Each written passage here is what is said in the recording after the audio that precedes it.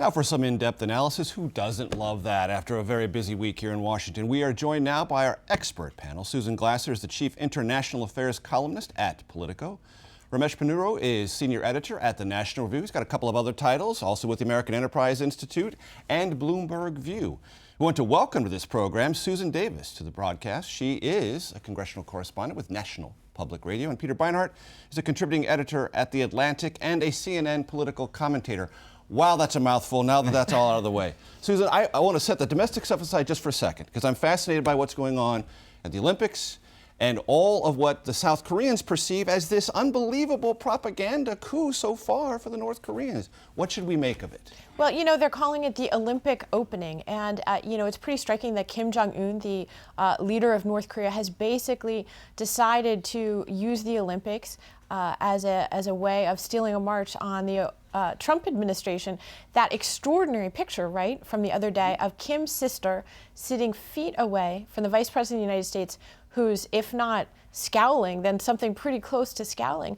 I think that it, you know, it doesn't necessarily mean that Kim has succeeded in dividing South Korea from the United States, but I would look for a lot of tension in the months and weeks ahead. Tension because the South Koreans will resent this sort of overshadowing of what was supposed to be their moment, or just a sense that they don't believe the North Koreans are interested in any kind of reunification? That would be the biggest issue of all, or even any decent diplomatic relation. Well, look, there's a lot of skepticism in South Korea, but right now there's skepticism in South Korea about Washington as well. Skepticism about the Trump being administration. Too hard on all this. Absolutely. There's a new leader of South Korea, President Moon, who has decided that talks might be the way to go. He's now been invited to Pyongyang. If that summit comes off, I think you could see a real concern that the United States and Japan are trying to hold the line to be tough on North Korea, and that the South Koreans are interested in pursuing much more diplomacy and conversation. Okay, excellent. We will revisit that. Susan, Mick Mulvaney, the budget director, said normal and reasonable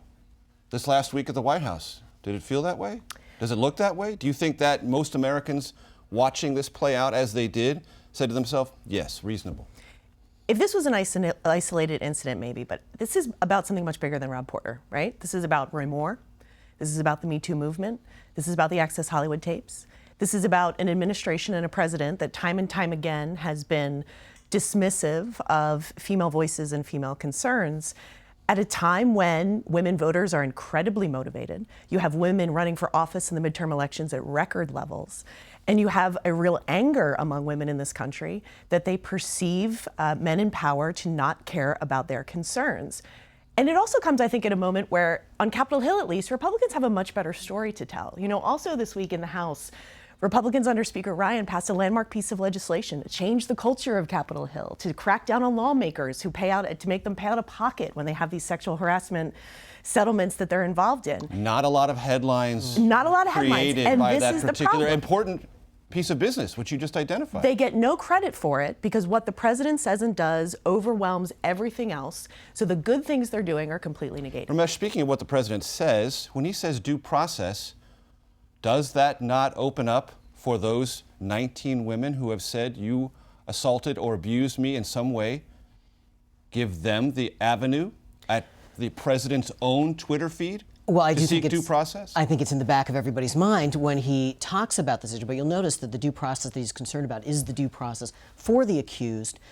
There has not been any expression of sympathy by the president. We don't define due process on one side of the ledger in our country. Right, but I think it's really remarkable. He says in his tweet, some of these allegations against people are true, but he doesn't say anything in sympathy for anybody who has been mistreated. People get their lives destroyed by allegations, he says. He doesn't talk about people getting their lives destroyed by actual abuse. And the attendant trauma of abuse. Up until he started commenting on it, I think you could have made the case that the president had been ill-served by his staff. But it was his decision to make these comments repeatedly in a way that I agree with Susan Davis. The president had been on a little bit of an upswing. He'd been going up in the polls. This is a completely self-generated political disaster. Peter, do you believe the calm reassurances that there's no turmoil inside the West Wing?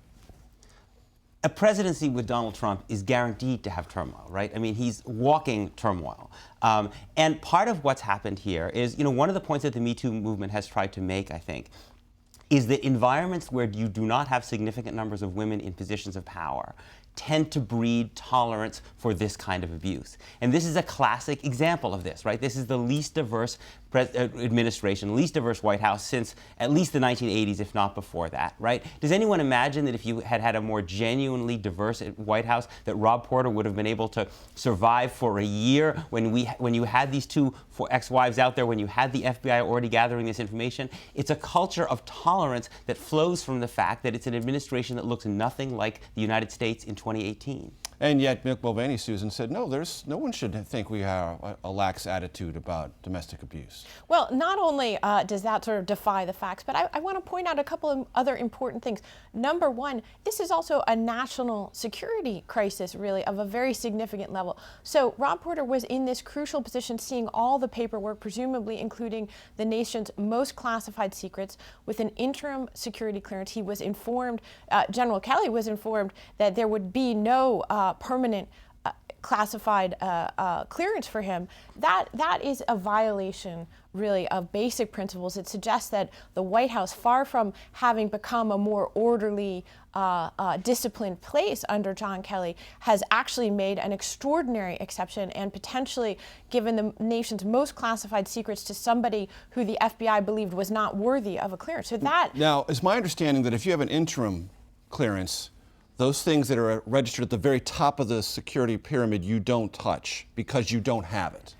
So I think Rob Porter had a lot, but I've been told by those who are not necessarily in the White House but who are familiar with this general process that if you're on an interim basis, at the very top you don't see it. Well, that's this why would have been the Executive Secretary of the National Security Council who would have handled that. Well, but that's what's so exceptional about the White House not having actually come forward with a clear and consistent account of the facts. We don't know yet what Rob Porter was actually handling and whether he did or not, number one. Number two, his clearance would have run out, his interim clearance, on January 15th of 2018. And Ramesh, it's clear that his portfolio was enlarged when some of these issues were at least at some level known. Staff secretary is a big enough job, right, but he also, not just in terms of fact-checking, but played a drafting hand in the State of the Union, but also was beginning to run trade meetings and interacting with those most concerned about future Trump trade policy. Yeah, everything. So it seems like a conscious decision was, you're not only good, you're extra good. Everything we have heard from the administration is that they thought of him in very, very high terms. They trusted him, they relied on him, and that reliance was growing, not shrinking. And I think that we have the moral problem we've discussed here, we've got the security problem potentially, but we've also got this managerial problem. And it's been really stark relief as we've seen all of these conflicting accounts, all of this backbiting leaks surrounding this controversy. And yet, Susan, the government continues to function. There is at least a bipartisan arrangement on the budget. There are details to be worked out over the next 6 weeks. We've got immigration right in the middle of it. When you talk to members, and when you did last week, was there a big sigh of relief around this budget deal in a sense that we can have some calm for a year and a half, even at a high cost? There is certainly the expectation that at least what this deal does is end this cycle of shutdown threats and default threats for the next 2 years. What we don't know yet, and I think you heard that today from people like Congressman Meadows, is this a vote that comes back to haunt Republicans, right? Is this a vote that becomes an issue in primary races this year, in general elections? That the question of what is this party about and what does it believe in? And is fiscal responsibility still something that is at the core of what it means to be a conservative in Washington? And that vote this week undermined that for a lot of Republicans in Congress. Peter, two issues for you. That, what is it a Republican under President Trump? Mark Meadows just said the swamp's deeper since he got here. And two, what do you make of this clash between the House Intelligence Committee Democrats and the White House about this underlying memo, and Adam Schiff saying, I think everything the FBI did was proper? There's plenty of people who wonder if everything the FBI did was proper with Carter Page and the surveillance memo. Right. Surveillance warrant, forgive me. You know, I think we have to move away from this narrative that the Republican Party used to be the party of fiscal responsibility and suddenly now has become irresponsible, right? We've seen this movie twice before, right? With Ronald Reagan and with George W. Bush, big tax cuts, high levels of spending, wars that are paid for on the credit card, and then it's only when Democratic presidents come into office that the Republican Party freaks out about deficits and debt to the degree that they, in 2011, they were actually willing to defund default on the national debt, throwing the entire world into crisis. Because right? it was such a big issue, theoretically. Because it was quite a big issue. And now what they're doing is they're doubling the size of the debt when the economy is very strong, right? What any economist will tell you is that when the economy is strong, you want to reduce the debt. So the debt is low so you can stimulate the economy and have to increase the debt when the economy is weak. What you're now doing is you're overheating the economy, forcing the Federal Reserve to actually raise interest rates and undoing the very stimulus that you've just passed, right? This is how utterly incoherent this is, right? And I think we need to finally put a lie to this idea that the Republican parties ever really cared about fiscal responsibility. They care about cutting taxes.